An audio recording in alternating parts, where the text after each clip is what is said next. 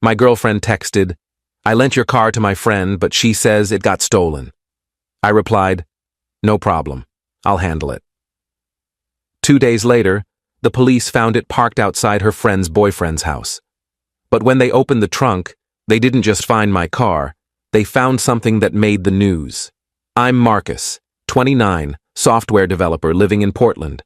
I've been with Sarah for 3 years.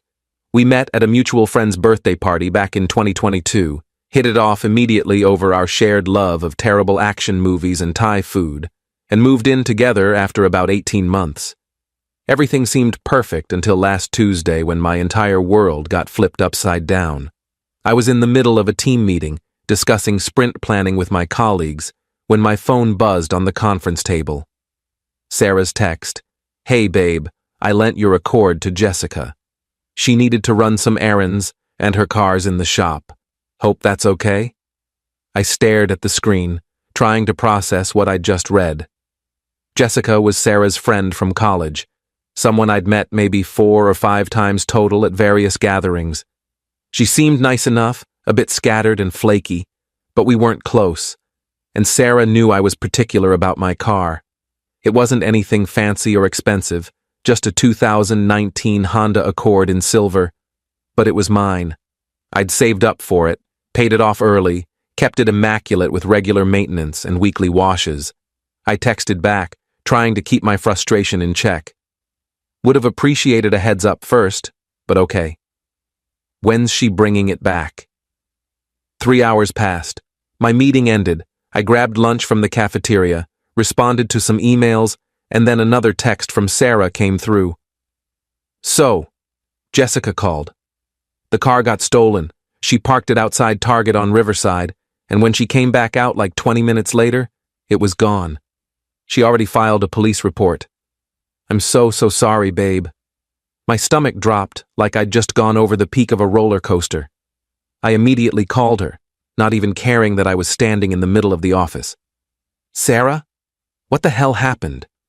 I know, I should have asked you first." But Jessica was desperate, and you were in meetings all morning, and I thought, "Where exactly did this happen?" "The Target on Riverside Drive, near the mall." She was only inside for like 20 minutes, she swears. When she came back, the car was just gone. "And she filed a report already?" "Yeah, she's at the police station right now giving her statement. They said they'll call you to confirm everything since it's registered in your name." I took a deep breath, trying to calm the rising panic. "Okay, I'll handle it, we'll talk about this when I get home." "You're not mad at me?" "We'll talk later, Sarah." I wasn't mad exactly.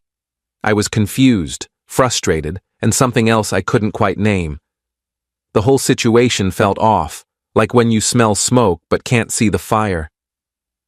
Jessica had always seemed flaky, showing up late to things, forgetting plans, that sort of thing. But this was extreme even for her.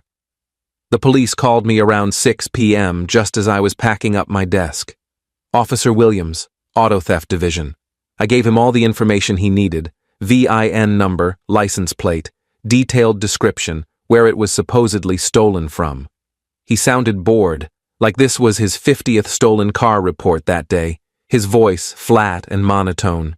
He told me they'd keep an eye out, that these things sometimes turned up in a few days, and that my insurance company would need the report number. That night, Sarah was incredibly apologetic. She made my favorite dinner, chicken parmesan with garlic bread, set the table with candles, kept saying she'd pay for whatever deductible the insurance required, that Jessica felt absolutely terrible about the whole thing. I told her it wasn't necessarily her fault, but I was frustrated she'd lent out my car without even sending me a quick text first. We'd shared an apartment for over a year. That kind of decision should have been discussed.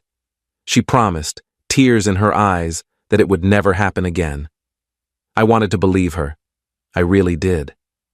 2 days later, Thursday afternoon around 3 p.m., I got a call from a different officer while I was debugging some code at work. "Mr. Bennett? This is Detective Rodriguez with the Auto Theft Division. We found your vehicle." Relief flooded through me. "Oh, thank God. That's great news. Where was it? Parked on a residential street in the Oakwood neighborhood, outside 2847 Maple Drive. Does that address mean anything to you? No, should it? There was a pause, the kind of pause that makes your heart start racing. The homeowner is a Derek Chen. Does that name ring a bell? My blood went cold. Derek Chen, Sarah's ex-boyfriend from college, the guy she dated for 2 years before we met, the relationship that had apparently ended badly, but amicably enough. She'd mentioned him maybe twice in passing over our 3 years together, always insisting they had zero contact anymore, that he'd moved on, and so had she. Yeah, I said slowly, my mouth suddenly dry. I know who that is. Well, Mr. Bennett, we need you to come down to the station. There's a complication with your vehicle. What kind of complication? It's better if we discuss this in person. Can you come in this afternoon? I left work immediately, telling my boss I had a family emergency. The detective met me in a small, sterile interview room that smelled like old coffee and cleaning solution. He didn't waste time with pleasantries. Mr. Bennett, when we located your vehicle, we ran the plates and confirmed it matched your report. Standard procedure is to check the vehicle for any signs of tampering, damage, or evidence related to why it might have been taken. When we opened the trunk, he slid a photo across the metal table. My trunk was full. Not with random junk or personal items, with evidence. Opened packages with shipping labels still attached. A MacBook Pro still in its box, 2 iPads with the Apple Store stickers intact, expensive jewelry that glinted under the camera flash, a designer handbag, and even a stack of credit cards held together with a rubber band. Everything looked new, expensive, and definitely not mine. What the hell is this? That's exactly what we're trying to determine. The items in your trunk match descriptions from 6 different theft reports filed over the past 3 weeks. Residential burglaries in the West Hills neighborhood, package thefts from apartment complexes, and a smash and grab at an electronics store on 82nd Avenue. I couldn't breathe. The room felt like it was closing in. You think I stole this stuff? We don't think anything yet, Mr. Bennett. But we need to understand how approximately $15,000 worth of stolen merchandise ended up in your vehicle. You reported it stolen 2 days ago, correct? Yes, exactly 2 days ago, Tuesday afternoon. My girlfriend Sarah lent it to her friend Jessica Morrison. Jessica said it was stolen from a Target parking lot while she was shopping. The detective wrote that down in his notebook, his pen scratching across the paper. And you had no knowledge of the items in your trunk before today? Absolutely none. I haven't even opened my trunk in over a week, maybe longer. I keep my gym bag in the back seat, and I hadn't needed to use the trunk for anything. I work from home twice a week, and when I go to the office, I just grab my laptop bag. He studied me for a long moment, his dark eyes searching my face for any sign of deception. Okay. We'll need to verify your alibi for the dates and times of these thefts, and we'll need to speak with both Jessica Morrison and your girlfriend. Can you provide contact information for both? I gave him everything he needed, my hands shaking as I typed the numbers into his phone. They let me go after taking my detailed statement, but I couldn't drive my car.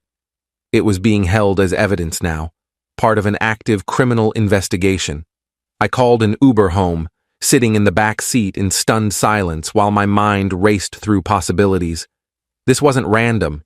Someone had deliberately used my car to commit multiple crimes and then conveniently parked it at Derek's house. But why? Was it Derek? Was Jessica involved? And the question that made my stomach churn. Did Sarah know anything about this? Sarah was home when I walked in around 7 p.m. She was sitting on the couch with her laptop, probably working on one of her graphic design projects. She looked up with a bright smile. Hey, babe. Did they find your car? I've been checking my phone all day.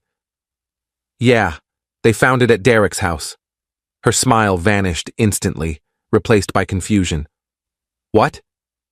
What do you mean, Derek's house? Your ex-boyfriend, Derek Chen. My car was parked outside his house on Maple Drive, and when the cops opened the trunk, it was full of stolen goods. Thousands of dollars worth of electronics, jewelry, credit cards, evidence from at least 6 different crimes. She stood up so fast, her laptop nearly fell off her lap. That's insane. Why would Derek? I don't understand. How would your car even? That's what I'm trying to figure out, Sarah. When's the last time you talked to Derek? I haven't talked to him in years, Marcus. Not since before we met. You know that. Do I? Because right now I don't know what I know anymore. Her face hardened, defensive. What are you implying? I'm not implying anything. I'm asking direct, simple questions because my car was found at your ex-boyfriend's house full of stolen merchandise exactly 2 days after you lent it to your friend without asking me first. Jessica wouldn't be involved in something like that. Does Jessica know Derek? Sarah went completely quiet, her face draining of color. Sarah, answer the question. They dated briefly. After Derek and I broke up, it was just for a few months, nothing serious. The room tilted. I sat down hard on the armchair. And you didn't think to mention that little detail when you handed my car keys to your ex-boyfriend's ex-girlfriend? It was so long ago, Marcus. Like 5 or 6 years. I didn't think it mattered. It matters now. It matters a whole hell of a lot now. Don't yell at me. I didn't do anything wrong. You lent my car to someone without asking, and that someone gave it to a criminal who used it to commit burglaries. How is that not doing anything wrong? We argued for another hour before I finally retreated to the guest room, too angry and confused to even look at her. Update 1. The police called Jessica in for questioning the next day, Friday morning. I didn't hear the details directly from her, but Detective Rodriguez called me that evening around 6 p.m. with an update that made everything so much worse. Mr. Bennett, Jessica Morrison came in this morning.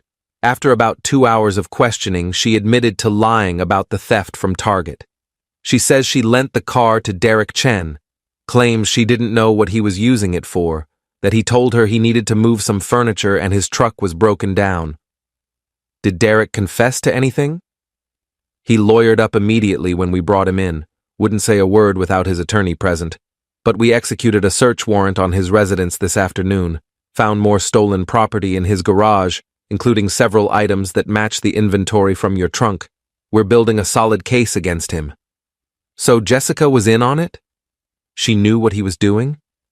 We're still investigating the full extent of her involvement and knowledge. Her story is that Derek asked to borrow a car for moving furniture, and she offered yours since she had access to the keys through Sarah.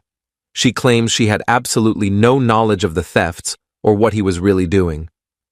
That's awfully convenient. It's a very common defense, Mr. Bennett. The DA will decide whether to charge her as an accessory to the crimes or offer her immunity in exchange for testimony against Derek. These decisions depend on what we uncover about her actual knowledge and involvement. I hung up and immediately went to find Sarah. She was in the kitchen making tea, her movements slow and tired. She'd clearly been crying. Jessica lent my car to Derek. She admitted it to the police today. Sarah's face went pale, the mug slipping slightly in her hand. She what? Your friend, who you gave my keys to without asking, gave my car to your ex-boyfriend so he could drive around committing burglaries. And now I'm potentially implicated in multiple felonies. Do you understand how serious this is? Marcus, I had no idea any of this. How often do you actually talk to Jessica? I don't know, maybe once a week. We text more than we call. And in all those conversations, she never mentioned Derek? Never mentioned they were in contact again or seeing each other? Sarah's eyes welled up with tears. No, she never said anything about him. I swear. Did you know they were seeing each other again? She hesitated. That single moment of hesitation told me everything I needed to know. Sarah, tell me the truth. Okay, yes. Jessica mentioned a few weeks ago, maybe a month, that she'd run into Derek at a coffee shop downtown and they'd talked for a while. But she made it sound casual, like a one-time catch-up thing between old acquaintances. She didn't say they were dating or anything serious. And you didn't think to tell me this? You didn't think I'd want to know that your friend was reconnecting with your ex? Why would I tell you? It's not my business who my friends see or talk to. It's their private life. It became your business the second you gave her access to my property. It became my business when my car ended up being used in crimes. We didn't speak the rest of the night. The silence in our apartment was suffocating. I slept in the guest room again, staring at the ceiling until almost 3 a.m., my mind spinning through every conversation, every interaction, trying to figure out if I'd missed warning signs. Update 2. Over the weekend, the story broke in the local news. Saturday morning, there it was. Serial burglar arrested after stolen goods found in vehicle. They didn't name me specifically, thank God, but they mentioned the car had been borrowed from an unsuspecting party who had no knowledge of the crimes. My phone absolutely blew up with texts from friends and coworkers asking if it was my car they were talking about. I ignored most of them. What was I supposed to say? Monday morning, just as I was making coffee and trying to mentally prepare for another awkward day of working from home with Sarah in the apartment, Jessica called me. I stared at her name on my screen for 3 rings before answering. Marcus, I'm so sorry. I need you to understand that I didn't know what Derek was doing. You have to believe me. Why should I believe a single word you say, Jessica? You lied to the police. You lied to Sarah. You took my car without permission and gave it to a criminal. I didn't know he was doing that. He told me he was helping a friend move some furniture out of a storage unit. He said his truck had transmission problems and he just needed something for a few hours. When Sarah mentioned you'd said I could borrow your car, I never said you could borrow my car. Sarah made that decision on her own. Okay, when Sarah said I could borrow it, I thought one more person using it wouldn't hurt. I was trying to help Derek out. I didn't think. That's the problem, Jessica. You didn't think. None of you thought about consequences or asking permission or basic respect for other people's property. I know. You're right. I'm sorry. How long have you and Derek been back together? Silence on the other end. Just the sound of her breathing. Jessica. About 6 weeks, maybe 2 months. But we were keeping it quiet because we knew Sarah wouldn't approve. Because he's her ex-boyfriend. Yeah. And their breakup was messy. We just didn't want drama, so we kept it between us. And you thought the solution was to lie to everyone and involve my car in whatever scheme he had going. I didn't know about any scheme. I'm telling you the truth, Marcus. You know what? I don't care anymore. I hung up and blocked her number immediately. Update 3. Detective Rodriguez called again, Tuesday afternoon. I was in the middle of a video call, but I excused myself immediately when I saw his number. Mr. Bennett, wanted to give you an update. We've formally charged Derek Chen with 6 counts of burglary, multiple counts of theft, possession of stolen property, and trafficking in stolen goods. The DA is going after him hard. What about Jessica? Jessica Morrison has agreed to cooperate fully and testify against Derek in exchange for reduced charges. She'll plead guilty to misdemeanor accessory after the fact and receive probation, probably community service. No jail time. So she basically gets away with it. She's cooperating, and that counts for something in the eyes of the district attorney. Without her testimony, proving Derek's intent and establishing the timeline becomes much more difficult. It's not ideal, but it's how the system works. What about me? Am I completely clear? Completely and totally clear. Your alibi checked out perfectly for all the theft dates and times. You were either at work with multiple witnesses or at home with verifiable computer activity. There's absolutely no evidence you had any knowledge or involvement in these crimes. You're a victim here, Mr. Bennett. Your vehicle was used without your knowledge or consent. Great. Wonderful. I feel so much better. I didn't feel like a victim. I felt like an idiot for trusting the wrong people. Sarah and I had the big conversation that night. I told her I couldn't trust her judgment anymore, that lending my car without permission was bad enough. But the complete lack of awareness about who she was lending it to, and who her friend was secretly involved with, showed a level of carelessness and poor judgment I couldn't overlook. How could I build a future with someone who didn't think through basic consequences? She cried. She apologized over and over. She said she'd do anything to make it right, that she'd go to counseling, that she'd cut Jessica out of her life completely.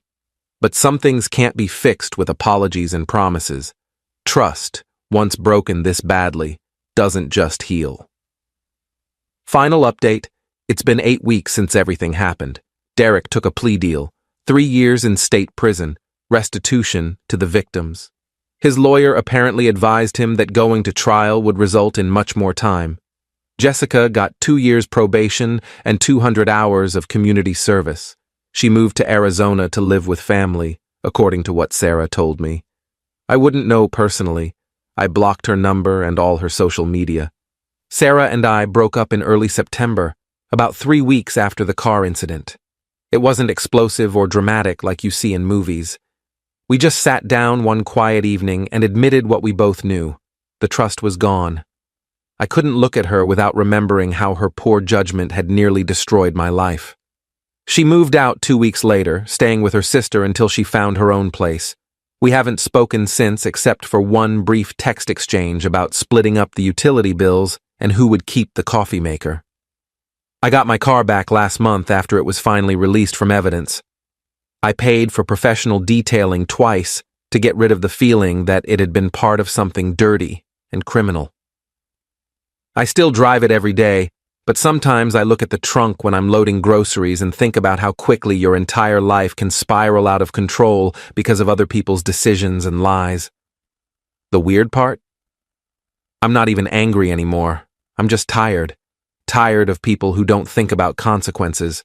Tired of trusting people who don't deserve it. Tired of cleaning up messes I didn't create. Tired of being collateral damage in other people's drama. But at least I know now. Never lend your car to anyone, even if the person you love vouches for them. Some lessons cost you a relationship, nearly a criminal record, and a whole lot of sleep. Edit 1. A few people in the comments asked if I sued Jessica or Derek for damages. My insurance covered the detailing costs, and I didn't have any other significant financial losses. My lawyer said I could potentially pursue civil damages for emotional distress, but honestly, I just wanted to move on with my life and forget this whole nightmare. Edit 2. For those asking about Sarah, no, I don't think she was directly involved in the thefts or had any knowledge of what Derek was doing. I genuinely believe she was just oblivious and didn't think through the consequences, but oblivious can be just as damaging as malicious when it affects your life this badly. Edit 3. Yes, I changed my locks after Sarah moved out, and yes, I got my spare key back from her. No, I'm not dating anyone right now. I'm focusing on myself, my career, and rebuilding my ability to trust people. Therapy has actually been helpful.